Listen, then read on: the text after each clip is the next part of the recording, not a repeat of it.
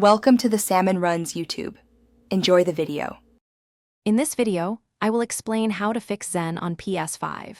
First, always confirm your Zen device is securely connected to your PlayStation 5 console. Next, verify that both your Zen firmware and your PlayStation 5 system software are completely up to date.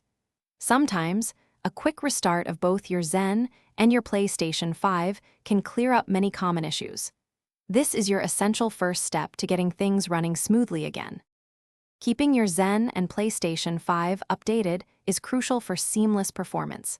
Use the dedicated Zen Studio application on your computer to flash the newest firmware onto your Zen device. Simultaneously, check your PlayStation 5 settings for any pending system software updates. Running outdated versions can often lead to frustrating connection or input issues. Always ensure each update finishes completely before moving on to other steps. Connection problems are frequently simple to resolve with a few checks. First, replace your USB cables, as faulty cables are a common culprit for unstable connections. Next, confirm that the USB port on your PlayStation 5 is free of dust or debris. Always plug your PlayStation 5 controller directly into the Zen's designated input port.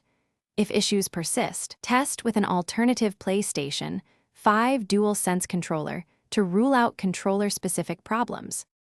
When you meet the notary, their first step is to verify your identity using your passport and any other required identification.